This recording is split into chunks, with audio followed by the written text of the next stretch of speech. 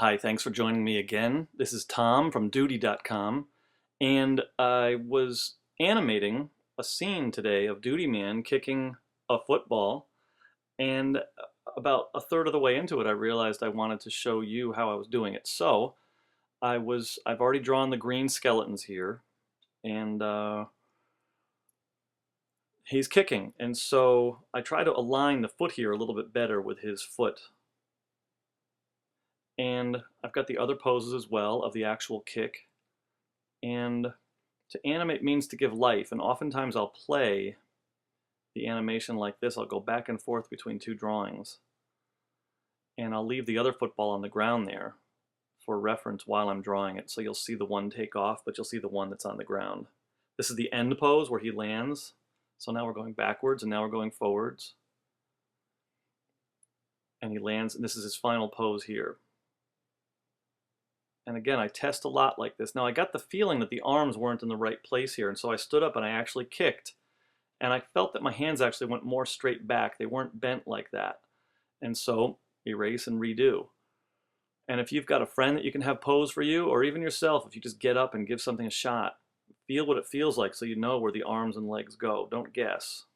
And always try to keep things in a good silhouette here. You can see both these poses. It's very clear if this were a silhouette, if this were a shadow on the wall, you could see the silhouette. So this is him now. This is the drawing I was doing when I stopped before, and his leg was too short when I drew it, so right around here is when I'll show you. Using Flash, here I'm just manipulating the drawing, and I decided just to redo the leg and even his toe. I want the idea of him being up on his toe, so he's really kicking high. His heel is there on the left, and then his toe comes out.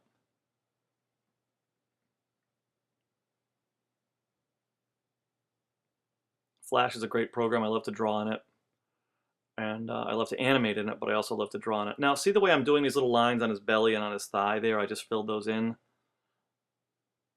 I don't need to do those. This is animation. You're only going to see this frame for, an eighth of a second, but I filled them in anyway. And again, here's where I replay it now. I replay it to see if it works. The turn. He's here, and he turns, and he kicks. Seems to work pretty well, so it's time to move on. And I do things over and over again a lot of times. I'll draw a head, and later I'll decide to change it. I'll draw an eye, and I'll decide to change it later. There's also a thing in drawing called the line of action, or a gesture. The gesture goes from like his eyeball all the way down to his foot, that complete arc that you see. And I try to keep that. Technically, this head that I drew here works better than the head I wind up drawing a couple of minutes from now, because it goes in a complete arc from his forehead down through his chest and then down to his toe. It's a complete curve, and that's what you want. You want to be able to follow the action more importantly than the muscles. You want to be able to follow the curve. What's important here is that he is swinging his foot out and that his body is in a complete arc. That's the most important thing, and after that you can lay on everything else. And you'll see me a lot of times, I'll redraw stuff. I don't care, I'll kind of do it quickly, and if I don't like it, I'll redo it until it feels right. Now, as you can notice too, I'm not necessarily following the skeleton that I drew. It's just feeling right to continue going down and do it this way. So what I do instead is I use the program, the magic of computers. I get rid of the skeleton at this point, and now I'm just going to line up the foot with the other foot in the previous drawing. Now he's a little too short, so I start to manipulate the drawing again. I look through it using the onion skinning in Flash, and now I'm lining up the foot, and I'm trying to decide how to best. The head would be a little bit taller. If you're going to kick like this from the previous drawing, your head is going to be a little bit taller. So you'll see as I go through the drawing, I'm going to manipulate it a little bit, and I'm going to change it. Now his left foot is the one, his right foot is the one that's kicking, so that's the one I put in front. Now this head works, but I think I wind up changing it, and I put it forward. Now this kind of works also, but theoretically the other one, if you were to kick, you'd feel your body go back as your leg goes out. But this one looks like his head is moving forward with the motion, with a deliberate sense of pushing this ball as he kicks it. And I wind up not drawing the D here. I'm sorry, but you'll see it'll appear later on. So now I go back and test. 1, 2, 3, and then he lands and he stands up. Feels pretty good to me. So it's good to now to go ahead and start on the next one. And I'm a cartoonist already, as you know. I went to art school and I was an animator on The Simpsons for one season. And this is how I draw. I'm doing these just so you can watch the process I go through when I draw. This is not necessarily a drawing lesson because there's lots of ways to draw, and this may not necessarily be the right way. Look at that foot. That's a terrible foot, but I don't care. It's going to be on the screen for 1 second. This is about movement. It's about giving life. To animate means to give life. And so I want to move this drawing along, and I want to move this scene along, and these 2 feet are not anatomically correct. Right now his hips are not right. His thighs look like they're a little too big for the whole body. I've redrew the eyes a bunch of times. I always do that. Now I want to get him looking. Where's he looking? Because he just kicked this thing off. It's only going to be on frame for a second. But I try a couple mouths and he kicks, lands. It works pretty much. And then you'll see me now. I think I'll go in and I'll manipulate even more. Or maybe not.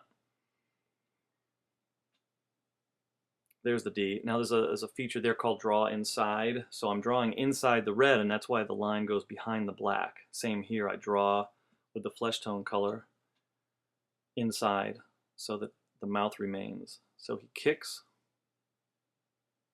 I think I do some more manipulation here, right?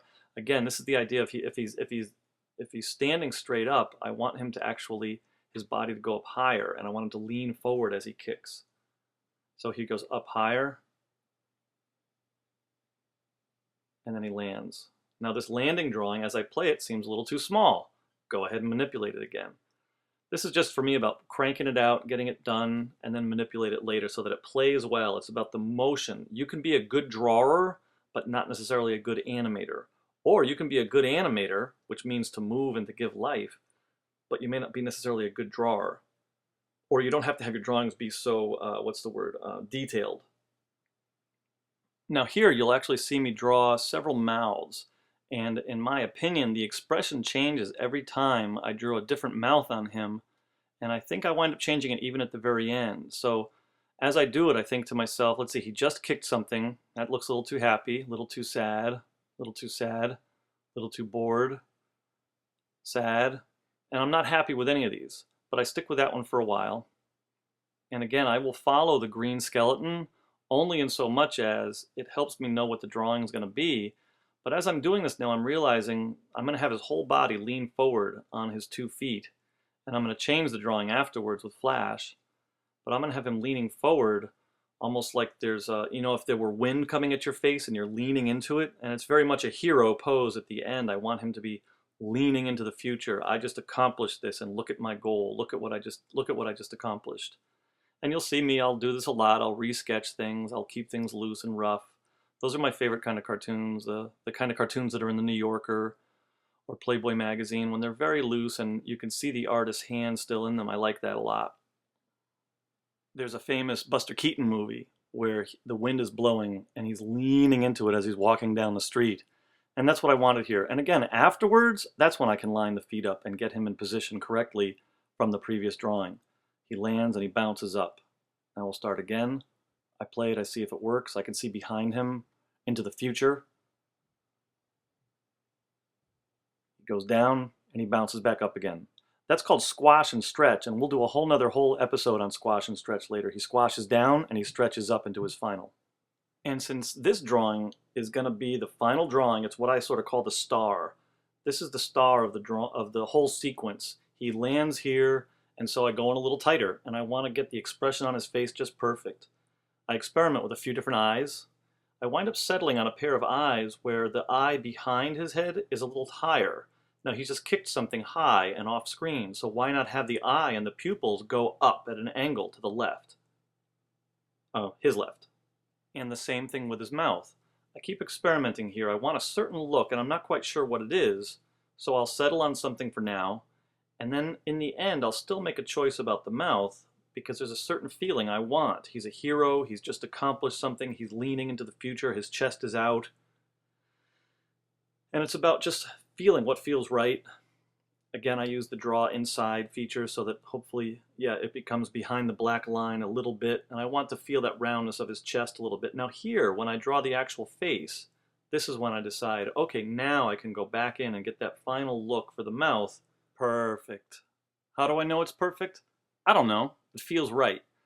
I want to look, and sometimes I just make a mark and I try to get that look. Now the last thing here for acting wise is to give a little bit of thought here. This is a person. This is not a drawing. This is a person. This is a relationship between him and this football. I know it sounds crazy, but this is a relationship. He's making a choice. He's looking to you also. He's thinking. He's alive. He's thinking to himself, do I want this thing here anymore or not? Should I? Do I want this thing here?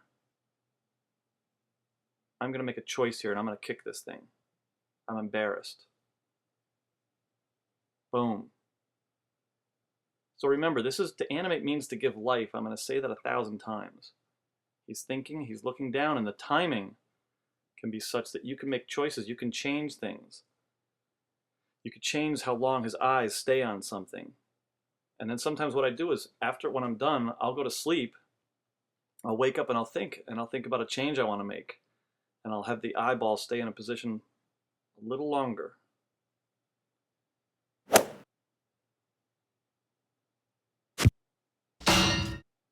Now this arm was something I thought about the next day.